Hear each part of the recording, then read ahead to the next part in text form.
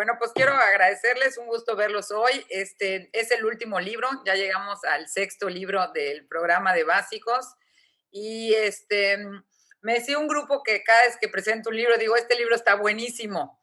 Y yo creo que es como un poco lógico, los libros que leo que no me gustan y que están malos, pues no los pongo en las opciones de libros porque no, eso no los quiero contar, ¿no?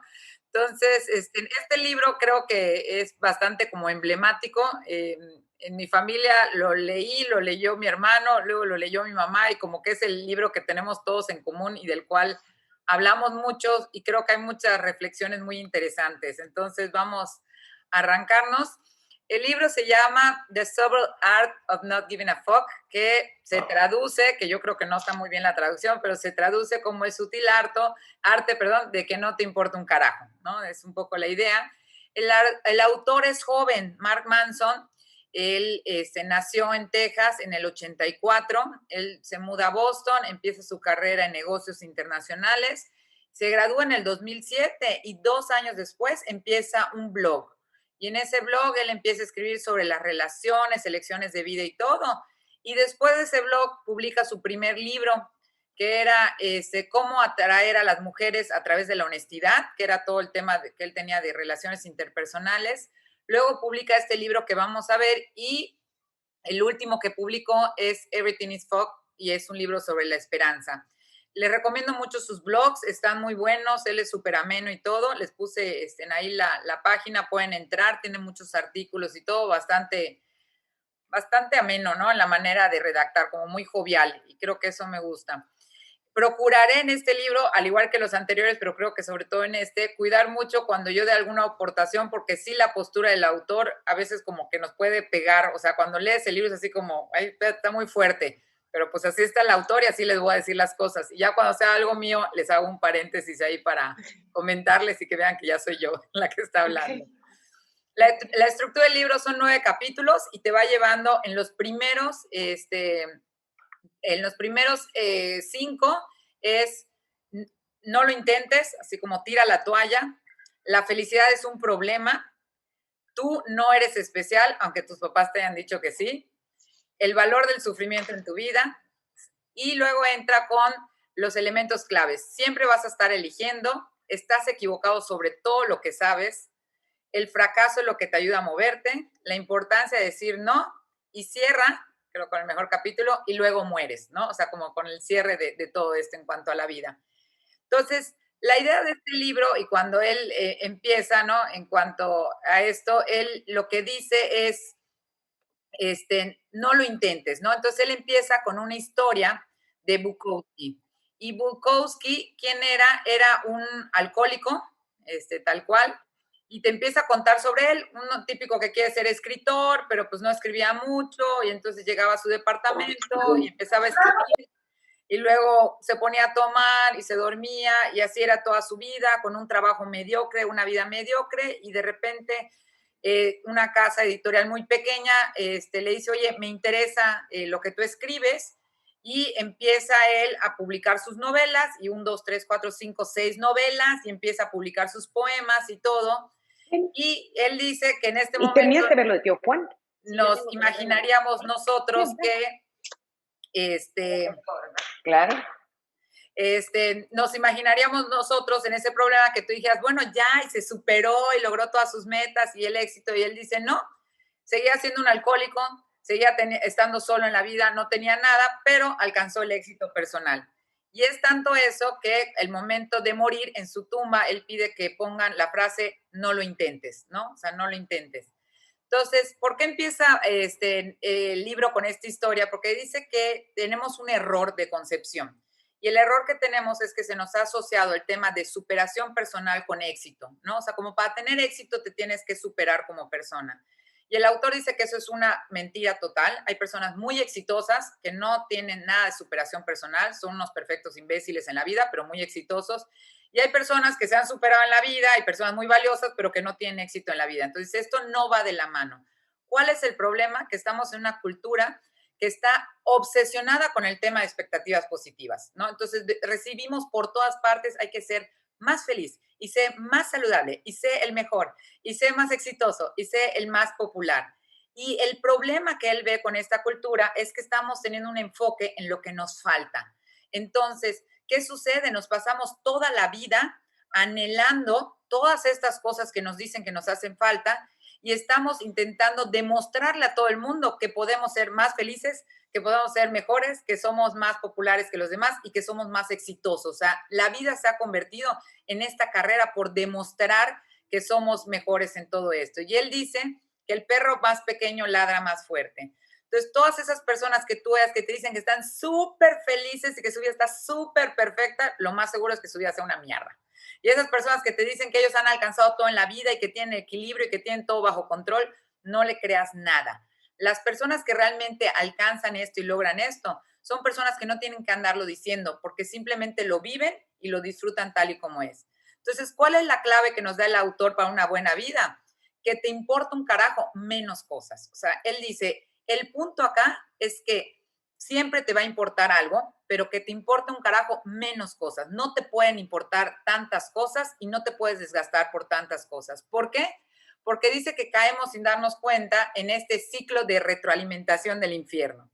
¿Y qué es eso? Dice, como somos el único ser capaz, bendición, maldición, de tener pensamientos sobre nuestros pensamientos, vivimos una vida cansados y estresados. ¿Por qué? Dice, vas a tener que hablar con alguien que te pone muy incómodo, ¿no? Tienes que afrontar un conflicto, alguna situación, entonces te empiezas a poner ansioso por esto que todavía no ha llegado, ¿no? Y luego te empiezas a sentir ansioso por esa ansiedad que estás sintiendo por esto que todavía no viene. Y luego te empiezas a enojar por esta ansiedad que sientes de tener que hablar con esta persona y empiezas a hacer una bola de nieve en tu cabeza que esto no se acaba.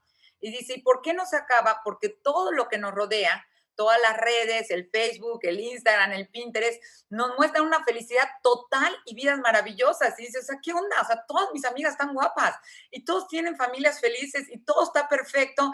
Y te volteas a ver y dices, ¿y yo por qué no estoy sonriendo? Oye, no, entonces yo debo estar feliz y no me siento feliz. Está mal que no te sientas feliz, entonces me siento mal por no sentirme feliz. Y empieza este ciclo y todos estos pensamientos empiezan a generar lo que él dice, una epidemia de gente estresada, gente más neurótica, gente egocéntrica.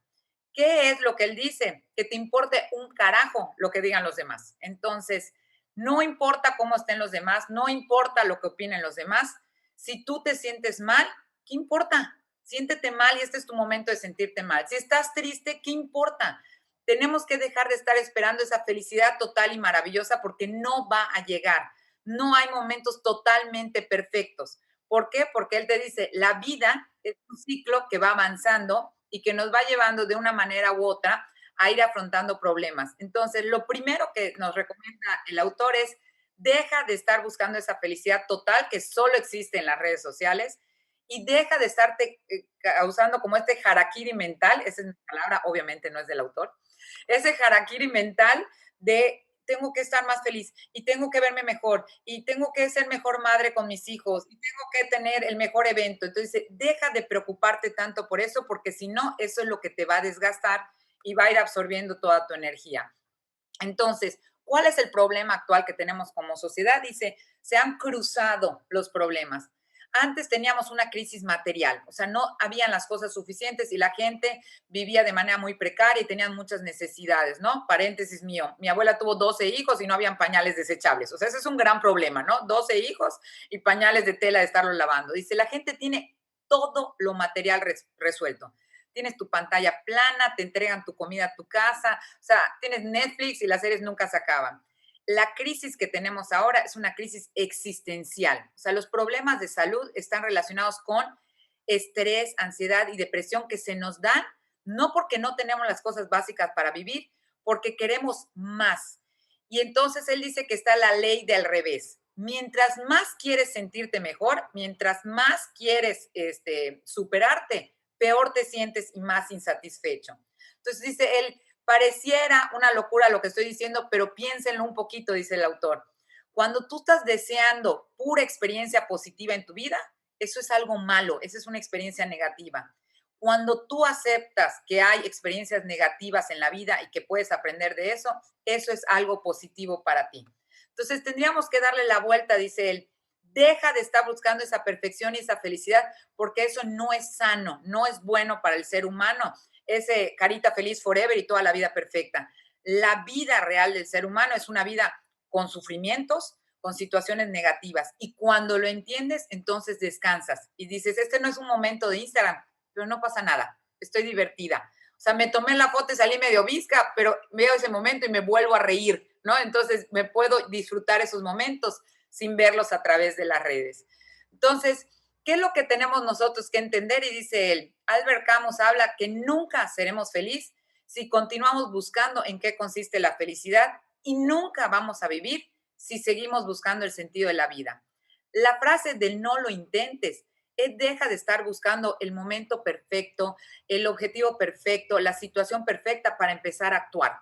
Hay que empezar a hacer las cosas y entender que todo lo que vale la pena en tu vida va a requerir de momentos de sufrimiento, de momentos negativos. ¿Quieres tener un gym con unos cuadritos así bien marcados? Te tiene que doler. O sea, tienes que ir al gym y te va a doler y tienes que madrugar y tienes que dormir menos horas. ¿Quieres ser un emprendedor y lanzar tu negocio y todo? Tienes que tener fracasos, tienes que cometer errores, tienes que reconocer todas tus inseguridades para poder avanzar.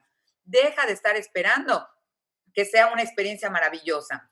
Y dice él que si no nos enfocamos nosotros en estos pequeños sufrimientos básicos de la vida, luego empezamos a darle lugar a otros sufrimientos bien estúpidos en nuestra vida. Y él dice, cuando te des cuenta que te enojas con cosas como, y pone el ejemplo que me encantó porque yo también me enojé, que saquen la serie de Everybody Loves Raymond de la programación y te enojas y dices, ¿cómo puede ser que sacaron mi serie? No puede ser. Cuando te ves rabiando por ese tipo de cosas, hay problemas en tu vida. ¿Por qué? Porque no tienes cosas importantes en qué enfocarte y te estás enfocando en que fulanito me hizo mala cara, es que no me ha devuelto la llamada, es que me leyó y hay palomita azul y no me respondió. Cuando te veas preocupándote por esas estupideces, cuando te importa un carajo esas estupideces, es que no te están importando las cosas que realmente valen la pena. Entonces, ¿de qué trata este libro? Dice él, hay que aprender a enfocarnos, priorizar hacia dónde vamos a dedicarle tiempo, a qué pensamientos, y con estos pensamientos que le dediquemos tiempo, de esa forma vamos nosotros a elegir los valores personales que nos van a regir en nuestra vida. Este es así como el ñollo de todo el libro, ¿no? Es aprender a enfocarme en ciertas cosas, no en todo, priorizar esas cosas y de acuerdo a cómo yo priorizo mis pensamientos, es como yo voy a actuar de acuerdo a los valores personales que yo tengo, ¿no? Como mi jerarquía de valores. Entonces, el sutil arte de que no te importa un carajo, él explica. No significa ser indiferentes, ¿no? Porque muchas gentes oye eso, ¿ok? Y dice, bueno, es que todo me importa un carajo, entonces no hago nada. No, no, no. Tienes que estar dispuesto a elegir qué nos va a importar. O sea, tener esa madurez de, a mí no me importa lo que todo el mundo dice, a mí me importan las cosas que yo quiero y que yo decido. Número dos, que no te importa un carajo. La adversidad significa que te importa un carajo algo más importante que la adversidad o el sufrimiento. O sea, ¿de qué es? Y pone un caso allá de una viejita que me dio mucha ternura, que dice que entró a una tienda y que vio una viejita peleando con toda su energía porque no le querían aceptar un cupón de esos que recortan en Estados Unidos para descuento, porque ya había caducado. Entonces dice, cuando la vi con esa intensidad, pensé, esta mujer no tiene nada más por qué preocuparse que por esos cupones. Y por eso toda su energía y todo su enojo y todo lo que le queda a esa mujer lo enfoca en que le acepten ese cupón. Entonces, si nosotros no tenemos problemas, nos vamos a crear mentalmente. No hay que desviar nuestra energía y el poco tiempo que tenemos de vida en cosas que no valen la pena. Hay que estar dispuestos a la adversidad, pero por aquellas cosas que valen la pena. Y el tercero es que aunque te des cuenta o no, siempre estamos decidiendo qué nos va a importar un carajo, ¿no? Entonces dice que cuando somos niños nos importa todo, ¿no? Y de repente vemos memes y todo del bebé que le mueven el lacito y llora, ¿no? Así por pequeñas cositas. Todo te importa. La madurez es el camino en el que llevamos nosotros, cuando tú ya eliges qué es lo que te va a importar, ¿no? Entonces, toda la vida estamos eligiendo. Y cuando eliges algo, vas soltando otra cosa. Y eso es lo que nos va marcando el camino que queremos llevar a nuestra vida. Entonces, después de explicarnos de qué trata el libro, brinca al capítulo 2 el autor, donde dice que la felicidad es un problema. Y empieza a narrar la historia del hijo de un rey que vivía en un castillo en Nepal, y el rey decide que él no quiere que su hijo experimente nada de dolor y nada de sufrimiento. Entonces lo tenían como en una burbuja en el castillo. El niño no podía ver enfermedades, no podía ver pobreza, no podía ver nada. Pero el niño estaba súper triste, se sentía como solo y vacío y todo, y se escapa un día y sale al pueblito, que obviamente fue el castillo, todo estaba fatal, y ve a alguien muerto de hambre pidiendo caridad y todo, y entra en un shock y él decide que ya no quiere nada del disfrute, que él quiere solo sufrir todo el tiempo.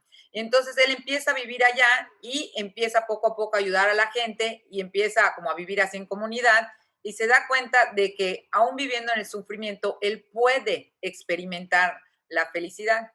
Y después esta persona, dice el autor, se convirtió en Buda, que si no lo saben es muy importante allá en Medio Oriente, ¿no? Y él acuña la frase que el dolor y el sufrimiento son inevitables. Lo que tenemos que entender todos es que el sufrimiento va a estar en tu vida, hagas lo que hagas. Y acá hago un paréntesis yo, Ivana, y digo, y debe de estar en la vida de las personas que queremos, ¿no? O sea, debemos de dejar que la gente sufra y tenga sus procesos, porque el sufrimiento es biológica y psicológicamente útil.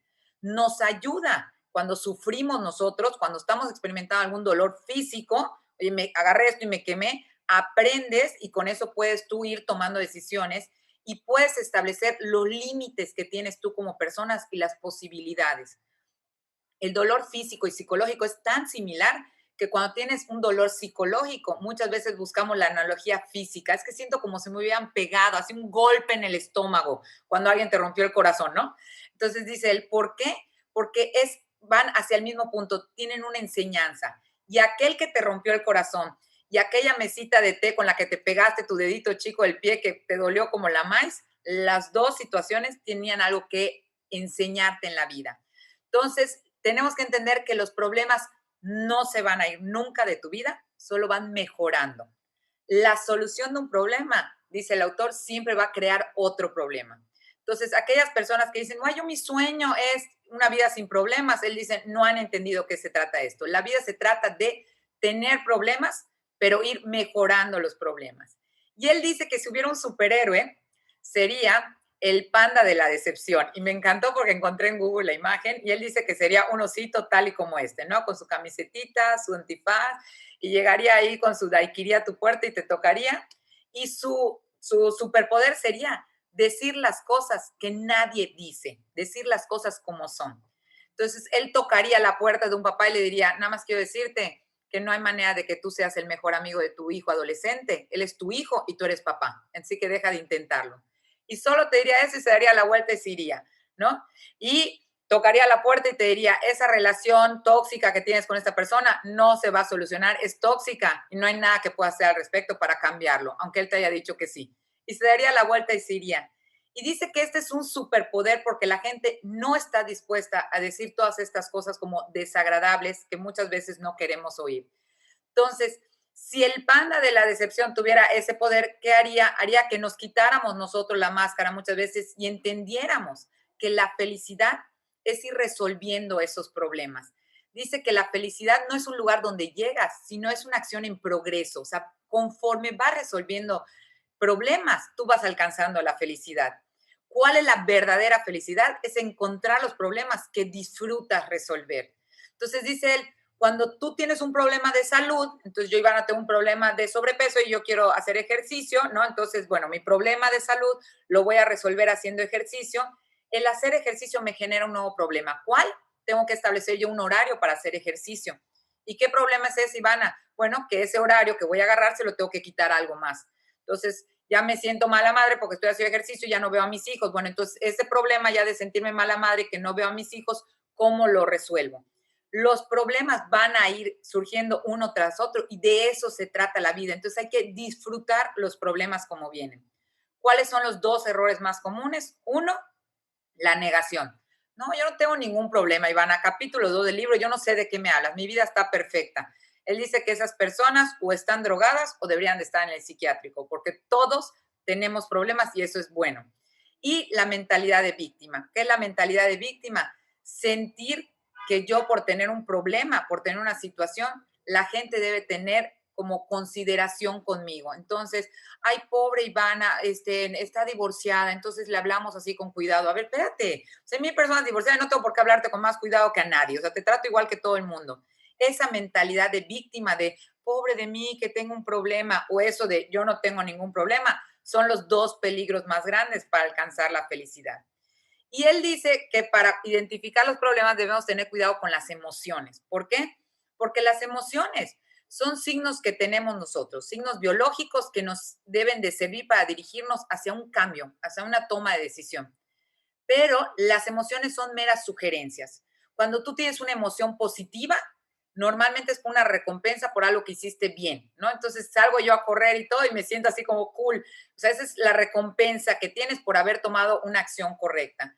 Cuando sientes algo negativo, ¿qué es lo que te debe llevar eso? A tomar la decisión de que tienes que modificar algo, o sea, que tienes que cambiar la actitud para llegar a eso. ¿Cuál es el error que tienen muchas personas? Es que creen que las emociones deben de decidir todo sobre su vida. Y él dice, no, las emociones tienen que ir de la mano con un pensamiento lógico. Los únicos seres que se mueven por sus emociones son los perros y los bebés. Y son los únicos que se cagarían en una alfombra, dice el autor. Entonces, si no quieres ser como ese perro y ese bebé, ¿qué tienes que hacer? Tienes que buscar la lógica para que, aún a pesar de estas emociones que me van dando sugerencias de qué debo de hacer y qué no debo de hacer, elegir tus batallas. ¿Y cómo eliges tu batalla? Dice, es muy sencillo. En lugar de plantearte tus metas como todos los libros de autoayuda te dicen, él dice que tienes que preguntarte, ¿qué sufrimiento quieres en tu vida? Ya dijimos que Buda dijo que el sufrimiento va a estar. La pregunta es, ¿qué sufrimiento quieres tú en tu vida? No pienses en metas, dice él. Y pone su ejemplo de que él quería ser músico y él se imaginaba en una banda tocando conciertos y todo. Mi meta estaba muy clara, pero yo no estaba dispuesto al sufrimiento que yo tenía que pasar para ser un gran músico. Horas de ensayo, organizar un grupo, estar viajando, pasar penurias y todo. No estuve dispuesto y por eso no fui un gran músico. Entonces, ¿realmente yo quería ser un músico? No, era la idea. Para saber qué quieres en la vida, tienes que saber qué sufrimiento quieres tú en tu vida. Y eso es lo que te va marcando el trayecto de tu vida y te va definiendo como persona. Tu profesión, las decisiones que tomas laborales, las decisiones que tomas personales van asociadas a eso.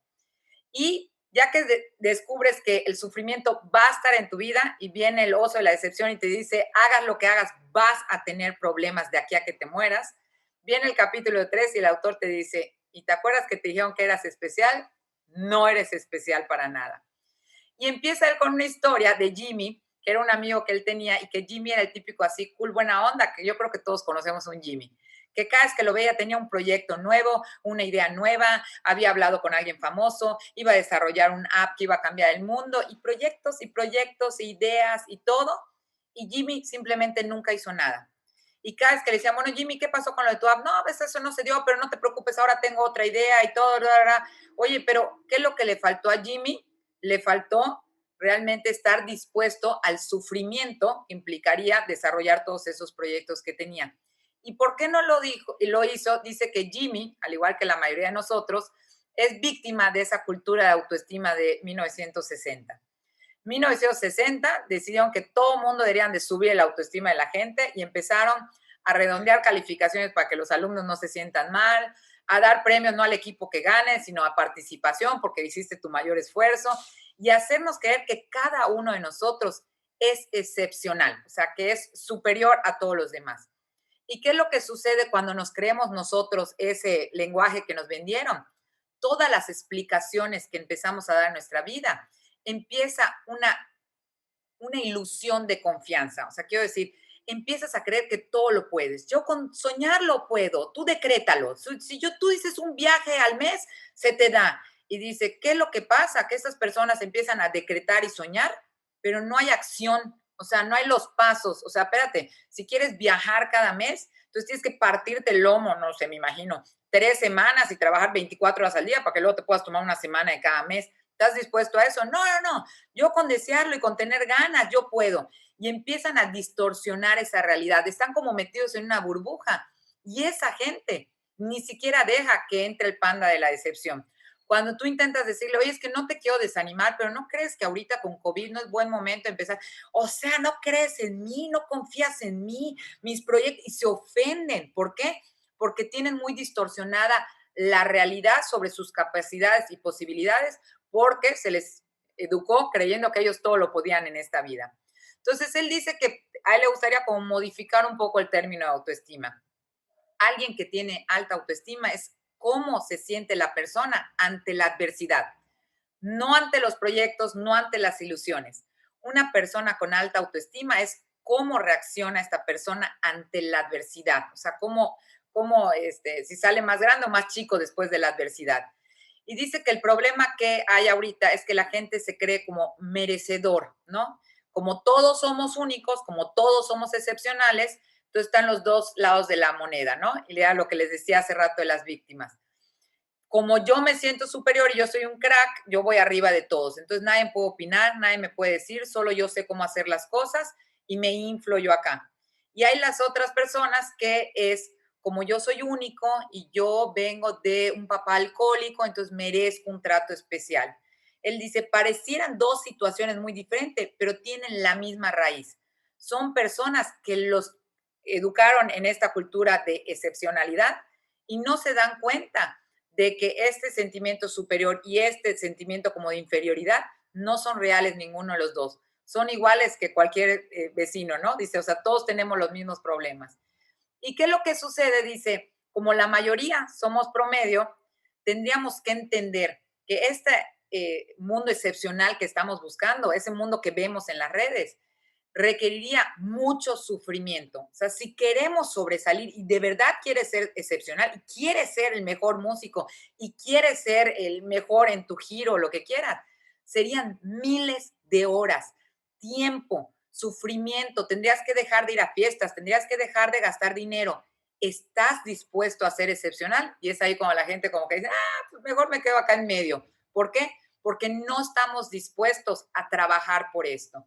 ¿Qué es lo que nos muestra el mundo? Nos muestra como de la curva que les muestro allá, como los dos lados. O sea, tú ves a la gente súper cool. Aparece en las noticias el que desarrolló la app y se volvió millonario. Y todos dicen, ay, no, es que, o sea, tipo Mark Zuckerberg, ¿no? Entonces ya todos quieren ser Mark Zuckerberg, ¿no? Que se les ocurrió una idea tipo Facebook y se volvieron millonarios. O todos quieren ser como la chavita de Dance Monkey que estaba en la calle tocando y grabó una canción y acaba de ganar un Grammy. O sea, cualquiera. A ver, espérate, no. Esas personas son la excepción de la regla. Si todos fueran como ellos, entonces ya nadie sería extraordinario, porque el extraordinario es cuando todos los demás somos mortales y alguno que otro tiene una situación que lo saca de esta ordinariedad. Entonces, reconocer que soy el promedio no es algo malo. Y a mí esto me causó un poco de shock cuando lo pensé con mis hijos, que yo todos los días los llevaba al colegio diciendo, yo soy excepcional, yo soy maravilloso, yo soy único. Y cuando leí este libro fue así como dos bofetadas para mí. Dice, cuando te das cuenta que no eres excepcional, que eres promedio, entonces te das cuenta que tienes la posibilidad de mejorar, o sea, para llegar a ser una mejor versión de ti mismo y trabajar para esto. Él dice que como no hay atajos en la dieta, tampoco hay atajos en esto. Y las verduras de esta historia es que la mayor parte va a estar formada por situaciones y momentos ordinarios. Y eso está bien. O sea, no pasa nada que tu vida no sea una vida de Facebook, de Instagram, una vida que haya que documentar minuto a minuto. Está bien aburrirse, está bien ir a una reunión y no pasártela bien como pensabas. Y dice, y no pasa nada. Eso es la realidad que tenemos que aceptar y dejar de estar esperando puro momento excepcional con pura persona excepcional, porque entonces dice que luego experimentamos una decepción cuando me siento a platicar contigo y digo, ay, esta es tu plática. ¿Por qué? Porque esperabas que yo te hablara de Einstein y de, no sé, física cuántica y te estoy platicando del chisme de esta semana. Esa es la realidad. Entonces se dice, cuando entiendes eso, entiendes, y te lleva al capítulo 4 el valor del sufrimiento. Y para mí creo que esto fue para mí la historia más traumática de todo ese libro. Este, Me gusta lo que puso Abril allá. Nos presionan en la sociedad por ser excepcionales y si no lo somos, luego nos sentimos con esta ansiedad y esa frustración que dice el autor. Adultos podemos trabajarlo, adolescentes eso lo hace mucho más difícil, yo creo. Entonces, gira el capítulo 4, gracias Abril, y nos habla de Hiro Onoda. Ese nombre no se les va a olvidar nunca. Era un general japonés, Segunda Guerra Mundial, y lo mandan con un grupo de 4 personas a una isla en Japón y le dice, ustedes tienen que meterse a la selva, a la jungla. Y su labor es nunca rendirse ante Estados Unidos. Y cada vez que vean ustedes soldados o todo, ustedes matan desde allá y se vuelven a meter a la jungla. Entonces mandaron varios grupos así. Resulta que al poco tiempo que los mandaron, termina la Segunda Guerra Mundial, pero ellos están metidos allá en la jungla. Entonces dicen, ¿cómo le hacemos para avisarle a todo el mundo? Y se les ocurre mandar volantes, ¿no? Avionetas con volantes, los ven. Y Hiro Noda dijo, no, esto es propaganda de Estados Unidos, nos quieren engañar para que salgamos y nos maten, ¿no? Acá nos quedamos. Se quedan ahí y resulta que pasan los años y 5 años después, la gente de una comunidad sigue quejándose de que cada cierto tiempo sale gente de la jungla y le roba alimentos y todo. Y dicen, ¿serán esos que mandamos? Y vuelven a mandar volantes. Y Hiro Noda lo vuelve a ver y dice, no, no, no, nosotros no nos rendimos. O sea, esa es la orden que nos dieron. Luego pasan 30 años, o sea, escuchen eso, 30 años.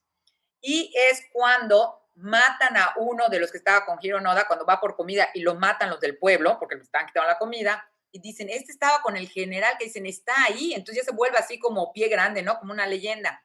Y estaba Suzuki, que era un hippie, así, Sorimbo, esa es mi palabra, y que tenía 2 propósitos en la vida, conocer a un oso panda y descubrir a pie grande. Y dice, me voy a poner otro propósito, encontrar al general. Y se va con su backpack, un así hippie, y empieza a gritar, Onoda, Onoda, Onoda. Lo encuentra, se sienta con él y le cuenta, hace 30 años que acabó la guerra. ¿Cómo? Sí, sí, le cuenta todo. Sale, llega a Japón, homenaje, imagínense, o sea, 30 años, ¿no? Y dicen que este general que sale, le preguntaban, ¿por qué lo hiciste? Y él decía, porque mi objetivo estaba muy claro, lo que yo tenía que hacer, y yo no tenía por qué rendirme. Entonces yo me quedé ahí. Y luego ve él todo lo que pasó en Japón, pues que como ganaba Estados Unidos ya había toda la influencia de Occidente, y él le entra una depresión porque siente que el objetivo que era defender como la cultura de su país se había perdido y que él perdió esos 30 años porque perdieron contra Estados Unidos y decide irse como de ermitaño a una isla él solo hasta que se muere. ¿Por qué les cuento esta historia a detalle? Porque para mí me traumó, porque dice, tienes que tener cuidado de cuál es el objetivo que tú tienes en tu vida. ¿Por qué estoy sufriendo? O sea, ya nos dijeron que vamos a sufrir, ¿ok? Entonces en esta vida vas a sufrir. La pregunta es, ¿vale la pena por lo que estás sufriendo? O sea, ¿estás seguro que tu objetivo es el correcto para sufrir? Es que estoy sufriendo. Eso me imagino, hace cuenta, Ivana de adolescente, ¿no? Es que no me llama, es que no sé qué, ¿ok? Y en ese momento dices, ¿en serio estabas sufriendo porque no te llamaba, o sea, tu ex o no sé qué? O sea, esas tonteras que tú decidiste sufrir, decidiste dedicarle energía y tiempo a eso, vale la pena. Y entonces dice el autor, puede ser que sin darnos cuenta somos uno noda cualquiera. Y estamos tan clavados en nuestros objetivos que no nos estamos dando cuenta de la estupidez que estamos haciendo.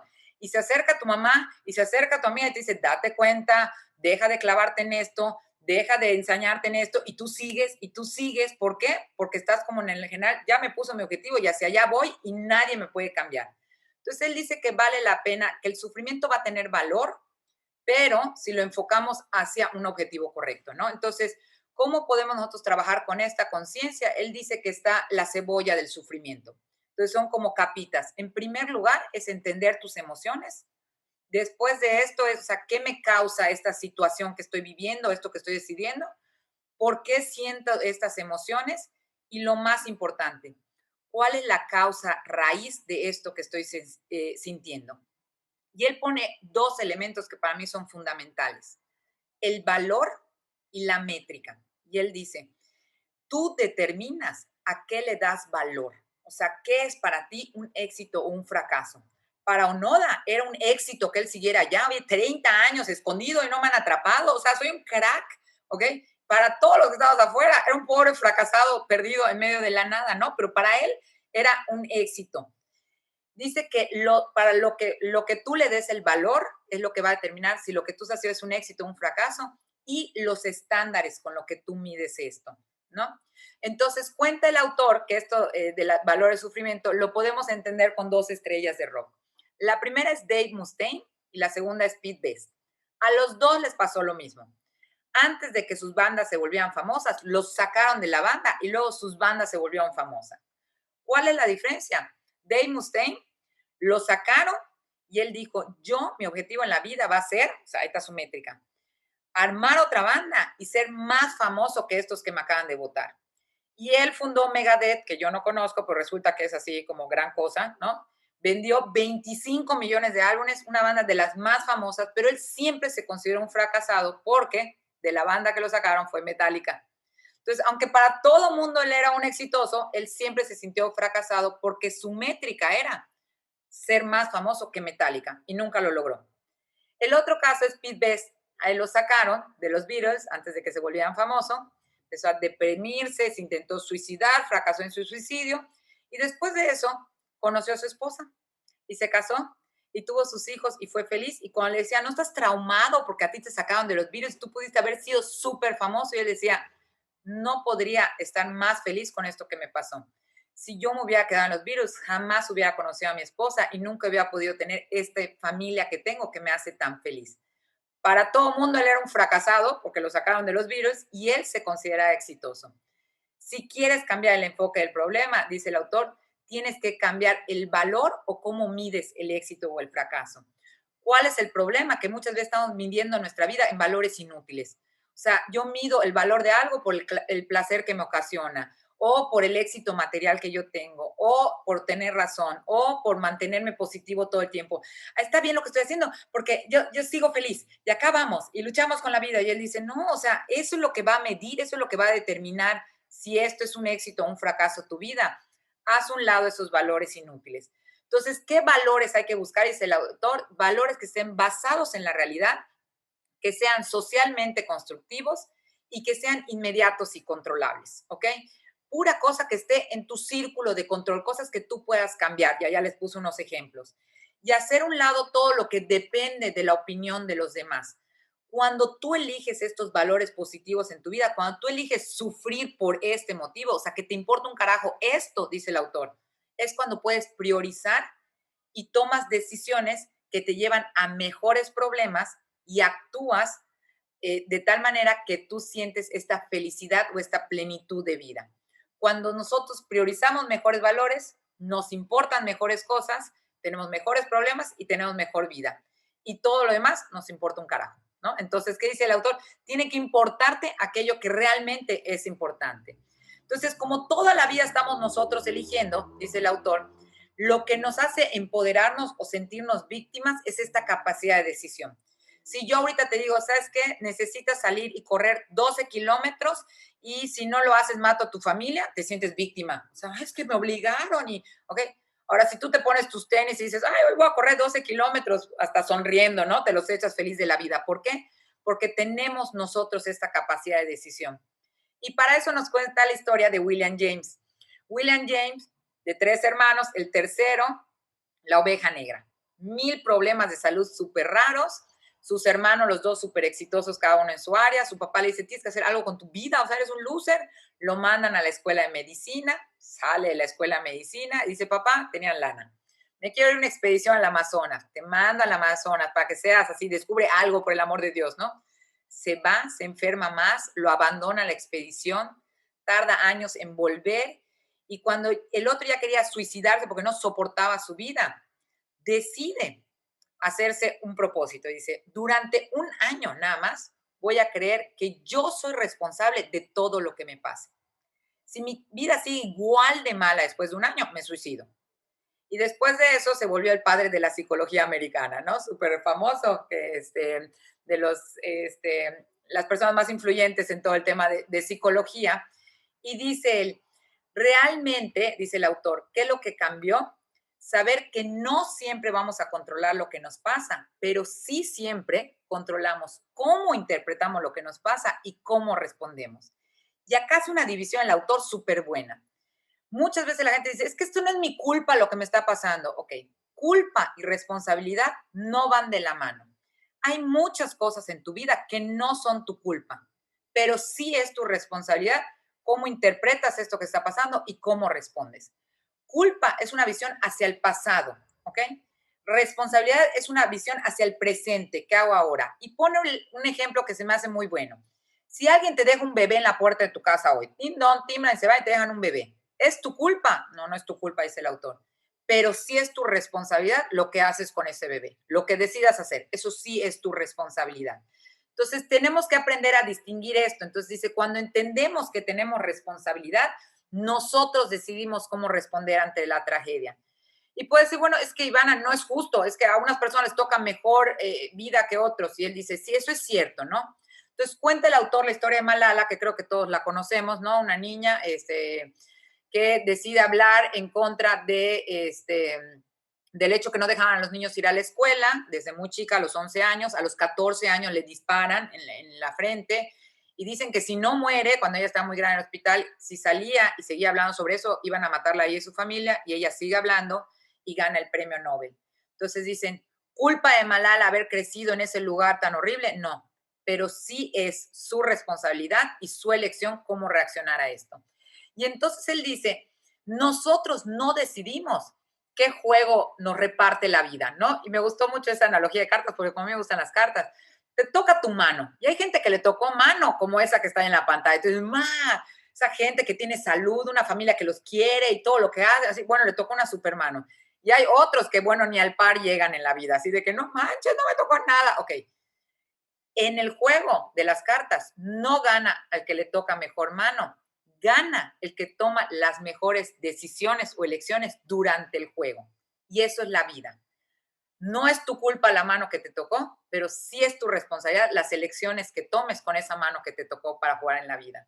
Entonces, habla él de un estudio muy interesante que se hizo en el 2013 con un grupo de adolescentes con comportamientos obsesivos compulsivos. Son esos que tienen que tocar 3 veces porque si no pasa algo, ¿no? O esos que creen que hay bichos en todas partes antes del COVID, ¿no? Y que tienen que lavar las manos y que no pueden agarrar nada. Y en todo ese programa lo va contando el autor y dicen que llevan a estos adolescentes a 4 pasos. Uno, aceptar que la situación, o sea, la mano que les tocó no es su culpa, pero sí es su responsabilidad ver qué van a hacer con esta mano. Después de eso, ayudarlos a identificar estos valores irracionales que tienen, ¿no? El creer que si no toco 3 veces pasa algo o que todo tiene bichos. Y les ayudan a ellos a elegir un mejor valor.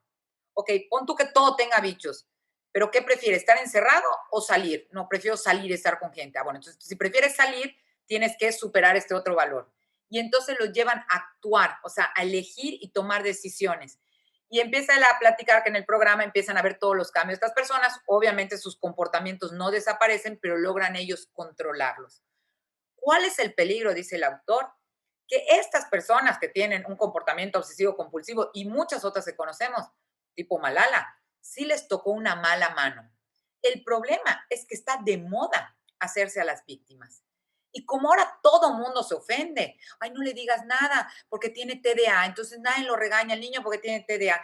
Con ella cuidado, la acaba de dejar su marido, no le digas nada. A este pobre niño le dio COVID, entonces aléjense de él. Entonces todos son víctimas. Entonces, ¿cuál es el problema? Dice el autor, que en esta sociedad, estas fake victims están haciendo que dejemos de ver a estas víctimas de reales que existen en nuestra sociedad. Entonces, si estamos hablando de gente que recibió mala mano, dice él, antes de que te pongas en tu papel de víctima, piensa si realmente es la peor jugada o sea, la peor mano que te podía tocar, o si hay personas peores que tú. Si hay personas peores que tú, deja de estarte quejando, no es tu culpa lo que te tocó, pero sí es tu responsabilidad decidir cómo vas a afrontar esto. Y aunado a esto nos lleva al capítulo 6 y nos dice, y después de todo esto que te conté, quiero decirte que estás equivocado sobre todo lo que sabes y yo también. Y entonces, ¿qué es lo que nos dice el autor? El autor dice, el autor dice que toda la vida, toda la historia que tenemos nosotros, siempre la humanidad se ha equivocado, ¿no? Antes decían que la Tierra era plana, luego que era redonda, que la Tierra, todos los planetas giraban alrededor de la Tierra y luego descubrimos que no. Y él dice, tenemos que saber que no tenemos la verdad absoluta de nada. Y acuérdense de Onoda, si crees que tienes la verdad absoluta de las cosas, es más difícil de que puedas tomar decisiones y hacer cambios en tu vida. hay que entender que la vida es un proceso de perfeccionamiento continuo. O sea, a lo largo de la vida, tú vas a ir equivocándote cada vez menos y te vas a ir acercando a esa verdad. ¿Cuándo terminas? Cuando te mueres. No es que yo tengo la verdad, Ivana. Piensa en tu yo de hace 5 años. Y cuando ves a tu yo de hace 5 años, dices, mi vida, o sea, ella creía que los problemas eran, o sea, no sabía, ¿no? Lo que le tocaba. Y es lo que nos pasa a veces cuando vemos a gente más joven que nosotros. Entonces, la vida, dice él, es un experimento. Los valores que son los que van a determinar para ti qué es éxito y fracaso en la vida, o sea, a qué le vas a apostar, es la hipótesis, ¿no? Y lo que tú decides hacer al respecto, tus acciones, es como el experimento. Vas a tener como resultado ciertas situaciones, ciertas emociones que eso te cause, y de acuerdo a esto, tú vas recibiendo datos y vas dándote cuenta qué tan equivocado estabas o qué tan cerca de la verdad estabas, y vas acercándote a eso. Él dice, eso es la vida, un ensayo, error, ensayo, error. O sea, yo pensé que esto era lo más importante y me aboqué al trabajo, y luego me di cuenta que no quería eso, entonces renuncié y busqué otro giro de negocio donde podría yo compaginar ser mamá y profesionista a la vez, ¿no? Pero tenía que yo experimentar esa primera hipótesis porque para mí eso era lo valioso, ¿no? Desarrollarme yo profesionalmente. Y vas en la vida de esta manera. ¿Qué tenemos que tener cuidado? Que las creencias equivocadas las tenemos, pero los seres humanos a veces nos da mucho trabajo darnos cuenta de esto. Y él habla de un experimento de ponían a gente, había un ruido y ponían a la gente a tocar botones para ver si lograban parar el ruido. Y entonces toda la gente salía convencida de que tenían la respuesta. Eran verde, verde, rojo y verde. Y ya con eso se apagaba. Y yo lo logré. Y la otra persona decía, era rojo, rojo, rojo y verde, y por eso lo apagué, ¿no? Y resulta que cada cierto tiempo se apagaba el ruido. O sea, no era lo que ellos hacían. El ruido se iba a apagar. Entonces dice, mientras más seguro estás de algo, más inseguro estás tú. Entonces, cuestiónate las cosas. O sea, no tanto tus creencias, sino a qué le estás apostando en la vida. Y habla él de una exnovia que tuvo, casi me la imaginé como la foto que agarré, que era una psycho, que estaba en una secta y que creía que ella estaba destinada a casarse con él y que juntos iban a encontrar la solución para la muerte. Entonces él corta con ella y la otra lo seguía buscando, o sea, él ya se casó y todo, y la otra lo seguía buscando y acosando y mandándole correos y diciéndole que el futuro de la humanidad dependía de que ellos dos estuvieran juntos. Y decía, si tú ves todo el esfuerzo y toda la energía y que la otra le escribía correos explicándole por qué los astros y todo, decía, tantas cosas que hizo esta mujer por una causa equivocada. Entonces tenemos que tener cuidado nosotros porque cuando nos casamos con una causa podemos desgastar toda nuestra energía y nuestro tiempo en algo que realmente no valía la pena. Entonces nos presenta él la ley de Manson y dice que todos conocemos la ley de Murphy, entonces que cuando te quieras oír cool en una cena, tú dices, ah, sí, tipo la ley de Manson, ¿no? Entonces dice que cuanto más amenace algo tu identidad, más lo vas a evitar. Tenemos que estar nosotros conscientes de que lo que nos aleja del fracaso es lo mismo que nos aleja del éxito. La amenaza, o sea, cuando sentimos que algo nos saca de nuestra zona de confort, como que, ay, y eso es lo que nos va a llevar al éxito y eso es lo que nos va a llevar al fracaso. Entonces, si tú quieres llegar al éxito o al fracaso, tienes que permitir que estas cosas que amenazan como tus creencias, la manera en la que vives, puedan ser cuestionadas. Entonces, él nos pone algunas preguntas allá en el libro que debemos de hacernos. ¿Qué tal si estoy equivocado? O sea, ¿qué tal si yo no tengo la razón y la otra persona tiene la razón? ¿Qué significaría si yo estoy equivocado? Si yo estuviera equivocado, esto va a crear un mejor o peor problema para mí o para los demás. Tenemos que estar conscientes de que el problema que estamos experimentando pudiera no ser realmente el problema que queremos nosotros, o sea, que queremos que nos importe un carajo en la vida. Entonces, hay que estarnos cuestionando todo el tiempo. Y él pone ahí el ejemplo de dos amigos, uno que quería ser pintor y otro que quería tener una familia. Y dice, ¿cuál es el problema? Es que a los dos los movía lo mismo. Uno tenía su trabajo fijo y le daba miedo como lanzar todo su blog de cuadros, que quería hacer su página web para vender sus cuadros, porque dice, es mejor ser un pintor que nadie conoce a un pintor fracasado. Es mejor ser un fiestero, party rocker y tener 1000 chicas a intentar tener una relación seria y fracasar. Entonces dice, lo que nos aleja del fracaso es lo mismo que nos va a alejar del éxito.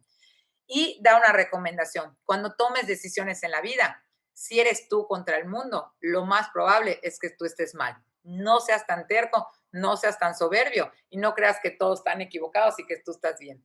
Entonces, él dice que el fracaso te mueva adelante, ¿no? Y él habla un poco de su historia, cómo él empezó, y él empezó súper mal y no tenía un varo y todo, y no sé qué. Entonces dice, cuando ya experimentas como el fracaso, de ahí solo puedes ir para arriba y eso es súper cool. Entonces, ¿qué es lo que nosotros tenemos que entender? Tu grado de éxito va a ser proporcional a las veces que fracasas, ¿no? A las veces que lo intentas. Entonces, si tienes miedo a fracasar, no vas a alcanzar el éxito que tienes. Y nosotros somos lo que determinamos si somos exitosos o si somos fracasados. Alguien desde afuera, con sus valores y sus métricas, puede ver tu vida y decir, ¡ay, qué exitosa persona! ¡Qué padre! Todo eso yo quisiera, ¿no? Y tú sentirte un fracaso porque tú tienes otros valores y otras métricas. Entonces, ¿qué es lo que él recomienda? Me gustó mucho esto, dice, mucha gente cree que la inspiración es lo que nos va a mover para alcanzar nuestros proyectos, porque eso nos motiva y eso nos lleva a la acción. Y él dice que no, que hay que buscar, como decía su maestro de matemáticas, hacerlo, just do it, decía él. ¿Por qué? Porque muchas veces la acción es lo que va a hacer que nos inspiremos y que nos motivemos. O sea, no tienes que estar inspirado. Hay gente que dice que realmente, ¿cómo escribiste un libro? Pues nada, me sentaba a diario y escribía, pero ¿estabas inspirado? No, ¿tenías ganas? Nada de ganas, pero me sentaba y escribía, hasta que de repente salió mi novela. Entonces dice, hay que hacerlo, deja de pensarlo y lánzate. Es mejor fracasar 1000 veces a nunca intentarlo.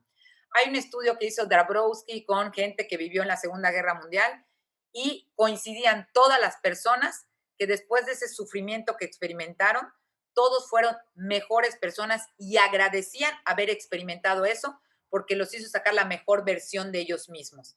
Entonces, ¿qué tenemos que hacer nosotros? Lanzarnos, ¿no? Entonces, él dice que cuando se graduó, renunció a su trabajo y quería empezar su blog y dice, entonces, ¿qué pasa? Cuando estás empezando, me dice, como si tuviera COVID, ¿no? Ni me acercaba a mi computadora, buscaba cómo procrastinar y hacer 1000 cosas, menos hacer lo que yo quiero, porque no me siento con ganas. No te sientes ganas, hazlo. Es que no sé cómo, hazlo.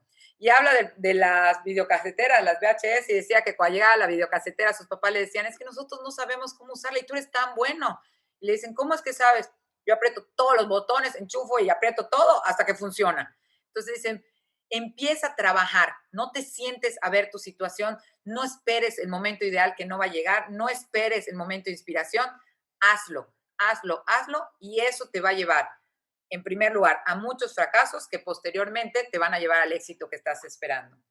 Y ya cerrando el libro dice la importancia de decir no.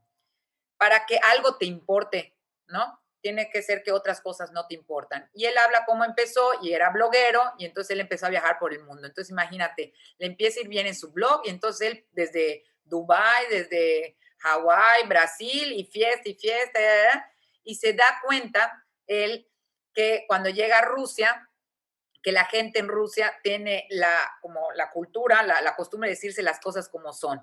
Y él le saca mucho de onda y una vieja con la que sale le dice, o sea, entonces esa es tu vida, viajar por el mundo, tomar y acostarte con una vieja cada noche. Y el otro así como que se quedó así. Le dije, o sea, eso es todo lo que anhelas, esto es todo lo que quieres.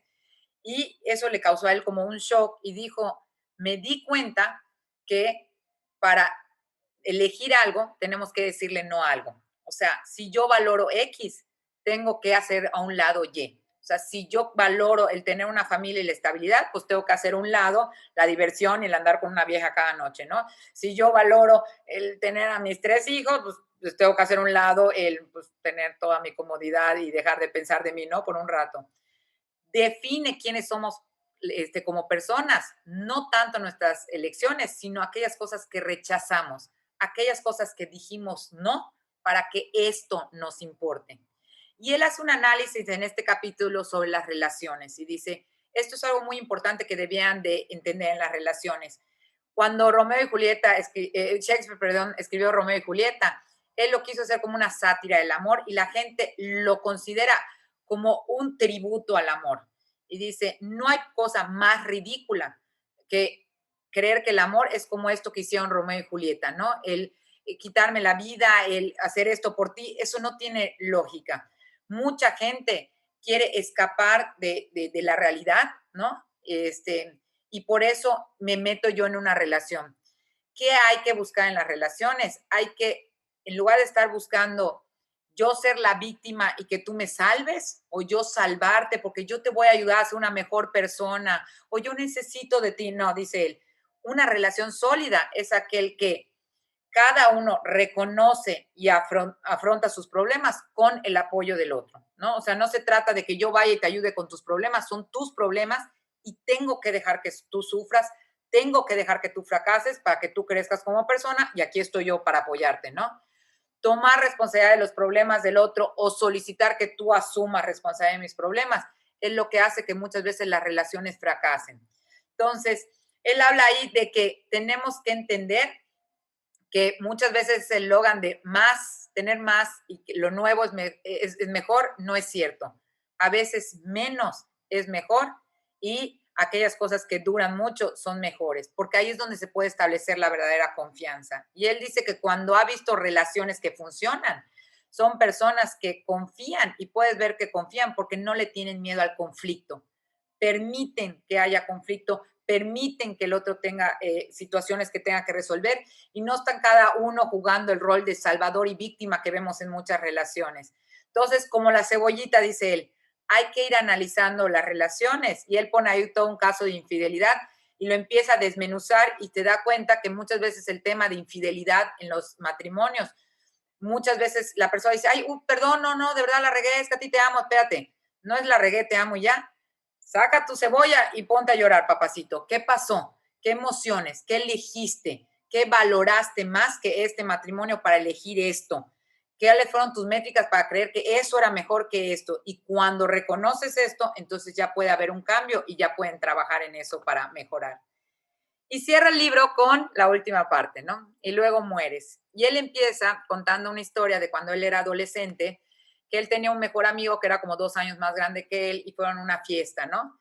Y está en una fiesta, en una casa como arriba, así, con una vista padrísima y todo. Y él se fue a platicar con una niña y todo, y en eso vio que su amigo estaba bajando y al área donde estaba la piscina, ¿no? Que ya daba todo ¿cómo se dice esto? El acantilado. Y le dice el amigo, ¿a dónde vas? Y le dijo, busca la verdad por ti mismo y ahí te veré, ¿no? Entonces el otro así como que, bueno, ya estamos pedos todos, no tiene sentido tu frase, subió con la niña a la casa a buscar algo de tomar y cuando salió vio que todo el mundo estaba allá y qué pasó y la policía y todo y resulta que su amigo había intentado tirarse a la piscina como en Acapulco, ¿no? Pero pues lo oían, pero nadie lo veía porque era de noche y su amigo muere, ¿no? Entonces él dice que entra en una depresión horrible y que todo el mundo lo empieza a intentar animar y que es hasta una noche que él sueña con su amigo donde le dice, es que no puedo creer que te moriste. Y le dice el amigo, no entiendo por qué estás tan angustiado de que yo me haya muerto si tú estás muerto en vida. O sea, tú estás evitando vivir, entonces está peor lo tuyo. Tú estás vivo y no estás haciendo nada. Es como si ya estuvieras muerto. Y después de eso dice que él empezó a ir al gimnasio y bueno, cambió toda su vida, ¿no? Como esa situación con el amigo. ¿Qué es lo que dice él? Dice, tenemos un problema con el tema de la muerte. O sea, es como que hay un tema de negación con la muerte. El profesor Becker, que presenta allá en el libro, hace un libro que él recomienda que se llama The Denial of Death y dice que los humanos tienen la capacidad de empezar a imaginarse un mundo sin ellos y eso nos crea mucha ansiedad, el pensar que yo me puedo ir y todo va a seguir sin mí. Entonces eso es lo que nos genera como ansiedad. Estamos conscientes de que nuestra parte física va a desaparecer, pero hay una parte como conceptual de nosotros que nos interesa que tal. Dice, este proyecto de inmortalidad es lo que ha llevado a mucha gente a crear civilizaciones, inventos, monumentos con nombres de personas, avenidas con nombres de personas, porque la gente quiere quedarse acá aun cuando físicamente ya no esté. O sea, es como que el proyecto que tenemos todos de inmortalidad, consciente o inconscientemente. Entonces, dice él, está interesante que quieras quedarte aun cuando te hayas ido, pero te tengo para ti, dice, un antídoto que no está muy bueno. La muerte va a llegar, lo tienes que aceptar y tienes que entender que hagas lo que tú hagas por trascender, o sea, por ir más allá, realmente no está en tus manos si trasciendes o no. O sea, tú ya que te vayas, todo esto que te imaginas hipotéticamente, pues yo me vaya, me gustaría que mis hijos como yo vayan a misa, eso está en tu cabeza. O sea, eso no es nada de eso es real. Lo real es lo que va a suceder y tú ya no vas a estar. Entonces, él va y cuenta que tuvo la experiencia de ir al Cabo de Buena Esperanza en Sudáfrica, que es otro acantilado, y que él traía así como traumas con el tema de acantilados, y que se empieza a acercar a la orillita, te empieza a decir cómo empieza a sentir como todo su cuerpo duro, empieza a sentir que está temblando, y que se asoma, ¿no? En la orilla, y que cuando te das cuenta que estás allá, dice, me di cuenta que lo valioso en esta vida es vivir intensamente. O sea, si yo vivo al máximo mi vida, yo no tengo por qué tener miedo que morir. Estuve acá, llegué a esta vida con el juego de la mano que me tocó, tomé mis decisiones, fui responsable por todas las decisiones que yo tomé en mi vida, busqué valores buenos para medir mi vida y por lo tanto busqué buenos problemas, sufrí para alcanzar mis objetivos por cosas que yo quería en la vida y entonces logré trascender, dice él, cuando logras que te importa un carajo algo que es más grande que tú. Deja de pensar que tú quieres quedarte, busca cosas más grandes que tú para lograr trascender, ¿no? Y él habla un poco allá del tema de las personas que trascienden cuando ayudas a los demás, cuando realmente devuelves al mundo un poco de lo que a ti se te dio, de acuerdo a la mano que se te entregó. Hay unos que podrán dar, hay unos que podrán dar menos. ¿De qué se trata todo? Dice él, de que te importa un carajo, nada más lo que sea realmente importante y que mandes a volar todo lo demás que tengas en la vida. Entonces, así termina el libro. ¿Qué tal? ¿Cómo lo ven?